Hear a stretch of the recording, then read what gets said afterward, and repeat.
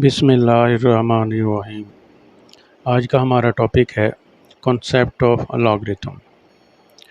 Logarithm grade 9 में आकर start होता है, उससे पहले स्टूडेंट जो हैं वो इससे वाकिफ़ नहीं होते।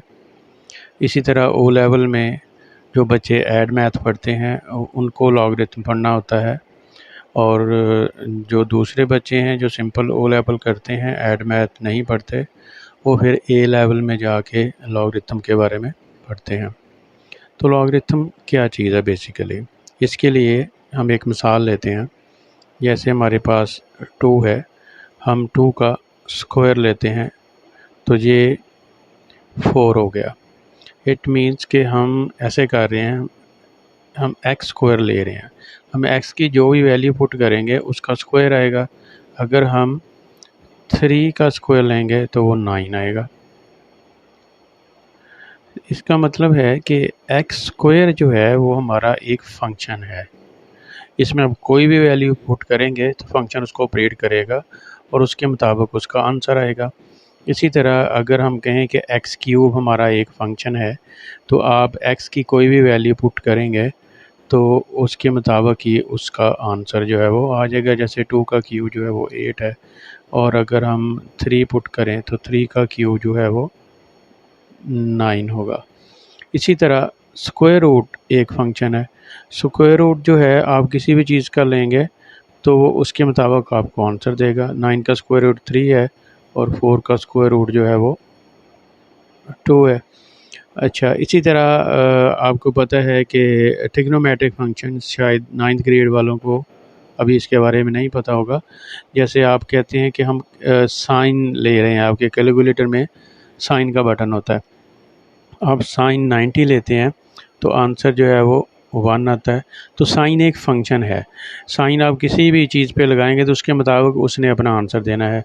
लेकिन देखें अभी इसी साइन में अगर आप साइन लगाते हैं 180 पे तो आंसर जो है वो 0 आएगा। तो साइन एक अलग फंक्शन है। इसी तरह कॉस जो है वो एक, कॉस थीटा जो है एक अलग फंक्शन है, तो कॉस 90 जो है वो 0 होता है।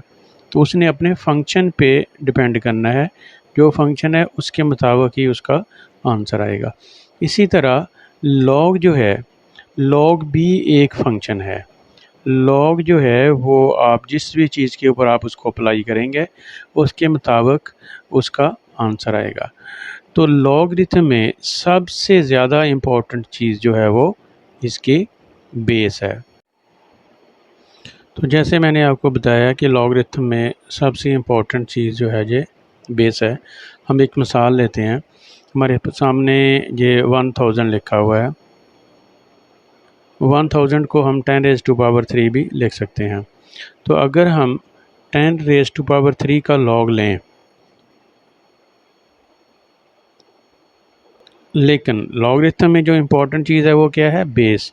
तो लॉग की बेस हमें बतानी होगी। तो हम लेट्स सपोज हम बेस 10 से इसका लॉगरिथम ले रहे हैं, तो इसका जो आंसर है वो होगा, क्योंकि आपकी बेस 10 है तो इसका जो आंसर है 10⁻³ आंसर जो है वो आपका आएगा 3। अगर आप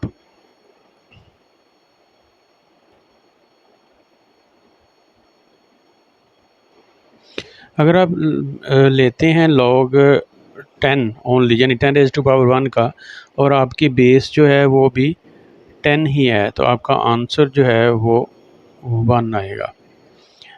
यानी आप किसी ऐसे नंबर का लॉगरिथम लेते हैं जिसकी बेस भी वही नंबर हो और उसका एक्सपोनेंट 1 हो, तो आपका आंसर 1 आएगा। यानी आप अगर 1 ना भी लिखें तो आप लिखेंगे कि 10 log = 1। ये जो लॉग जिसकी बेस 10 होती है जिस लॉगरिथम की, इसको हम कहते हैं, इसको हम कॉमन लॉगरिथम कहते हैं। और एक लॉग होता है जिसकी बेस जो है वो ई होती है, यानी ई एक कांस्टेंट है जिसको हम एक्सपोनेंशियल कांस्टेंट कहते हैं, बेस ई। तो इसको नेचुरल लॉगरिथम कहते हैं। आपके कैलकुलेटर पे इसके लिए LN का बटन बना होगा और कॉमन लॉगरिथम के लिए LOG का बटन बना होगा। तो अगर आप बेस ई में आप लेट्स सपोज ई स्क्वायर का आप लेते हैं लॉगरिथम या एल एन कह दें, तो वो 2 आएगा। लेकिन अगर आप सिंपली लॉग लेते हैं जिसकी बेस तो ई है और आप ई का ही लेते हैं लॉगरिथम, तो वो 1 आएगा। 9th क्लास के मैथ में ये फार्मूला जो है वो लिखा हुआ है। तो इस फार्मूले को हम समझने की कोशिश करते हैं। लेट्स सपोज हमने जो अभी तक पढ़ा है वो ये है कि अगर आप बेस ए के मुताबिक ए का ही लॉग लेते हैं तो आंसर 1 आता है। इट मीन्स कि ए का एक्सपोनेंट जो है वो 1 है। अच्छा, तो अगर आप ए को रिप्लेस कर दें वाई से, तो ये हमारा फार्मूला है log base a y is equal to x, जो कि इसके इक्वल है। तो वहाँ से देखें y जो है वो a is equal to x के इक्वल है। तो अगर हम y को रिप्लेस करें a raise to power x के साथ, तो डेफिनेटली हमने अभी तक यही पढ़ा है कि जो भी a का एक्सपोनेंट होगा वही हमारा आंसर होगा। तो ये फार्मूला है 9th क्लास के मैथ में जो मुख्तलिफ क्वेश्चन जो हैं उनको सॉल्व करने के लिए इस्तेमाल होता है। तो ये वाली जो फॉर्म है इसको हम कहते हैं लॉगरिथमिक फॉर्म, और ये वाली जो फॉर्म है इसको हम कहते हैं एक्सपोनेंट फॉर्म। अब हम बात करते हैं लॉगरिथम के फार्मूलेस। तो पहला फार्मूला है लॉग ए क्रॉस बी। इसको हम जो लिख सकते हैं, इसको हम प्रोडक्ट हो तो उसको एडिशन वाली फॉर्म में लेके जा सकते हैं, और एडिशन हो तो हम उसको प्रोडक्ट वाली फॉर्म में ला सकते हैं। जैसे हमारे पास जो लिखा हो तो हम इसको जो लिख सकते हैं, या फिर अगर हमारे पास जो हो तो हम इसको जो भी लिख सकते हैं। लॉग का दूसरा फार्मूला है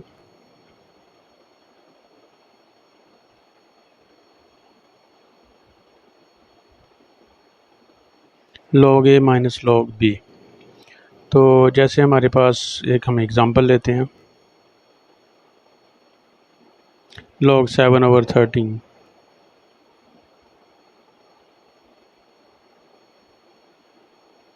तो हम इसको यूँ लिख सकते हैं। इसी तरह हम इसको रिवर्स भी कर सकते हैं।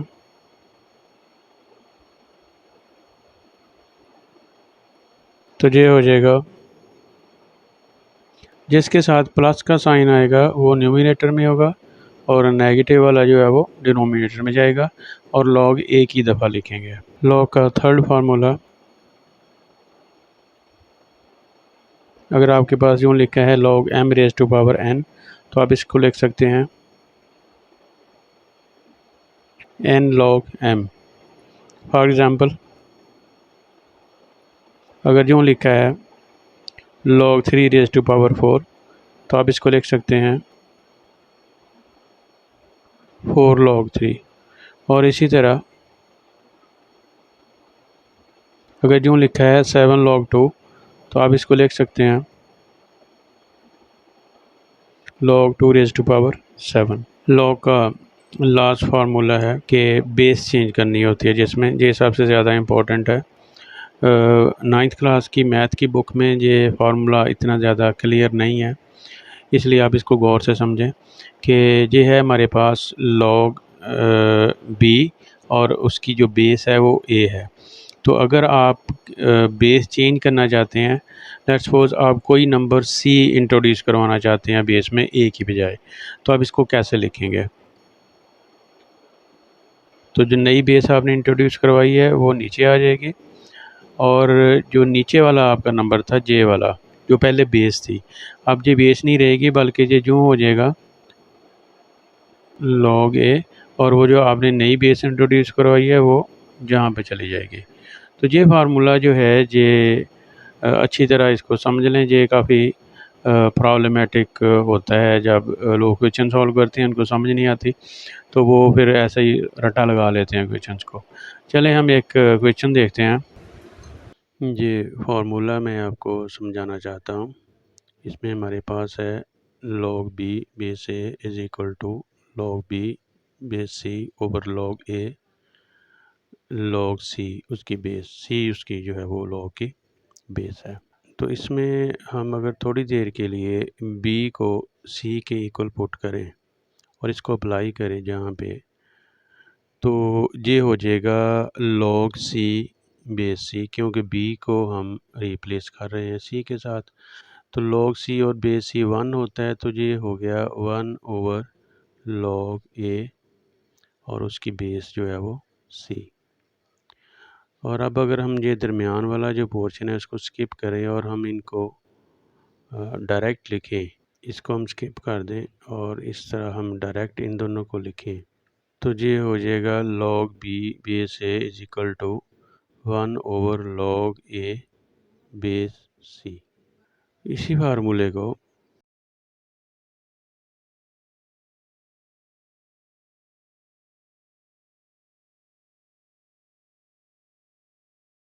अगर हम इस तरह लिखें, यानी कि दोबारा इसी फार्मूले को log b बेस a और हम इसमें एक बेस इंट्रोड्यूस करवाएं c और b को अगेन c के इक्वल लिखें, तो ये हो गया 1 ओवर b को जब हम c से रिप्लेस करेंगे तो ये हो जाएगा log c base a is equal to 1 over log a base c। क्योंकि हमने b और c को इक्वल लिख दिया है, तो ये फार्मूला इस तरह भी बन जाता है। यानी अगर हम किसी लॉग किसी चीज़ का ले रहे हैं और उसको स्विच ओवर करें, यानी उसका रेसिप्रोकल बनाएं, तो उसकी बेस जो है वो चेंज हो जाएगी उस चीज़ के साथ ये चीज़ का हम लॉग ले रहे होते हैं। अगर हम बेस को ई से रिप्लेस करें, जैसा कि ये हमारे सामने है log c बेस है, तो हम ई बेस इंट्रोड्यूस करवाएं तो हम उसको डायरेक्ट ही log बेस ई लिखने की बजाय ln भी लिख सकते हैं। ये हमारे सामने एक एग्ज़ाम्पल है, इसको हम सॉल्व करने की कोशिश करेंगे। log 3 base 2 into log 8 base 3। तो हम इसको चेंज और बेस वाले फार्मूले से सॉल्व करने की कोशिश करते हैं। तो हम इसमें बेस 10 इंट्रोड्यूस करवाएंगे। अगर कोई भी बेस ना लिखी हुई हो तो उसका मतलब यही होता है कि इसकी बेस जो है वो 10 है, यानी कॉमन लॉगरिथम। जी हमने इसमें बेस 10 इंट्रोड्यूस करवाई। लिख मैं इसलिए रहा हूँ कि ताकि आपको समझ आ जाए, अगर ना भी लिखा हो तो इट मीन्स कि ये बेस 10 ही है। उसी तरह चेंज और बेस फार्मूले से हम जहाँ भी बेस 10 इंट्रोड्यूस करवाएंगे।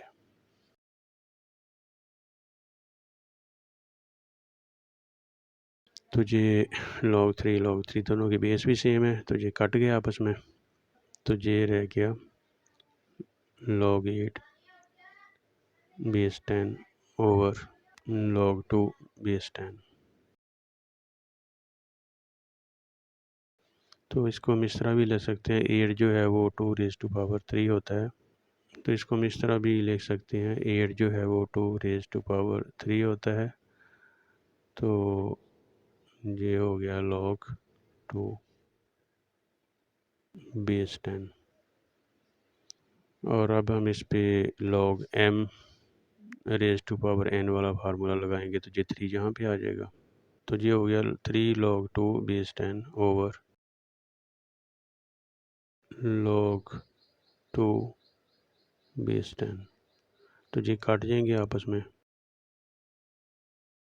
तो आंसर आ गया 3।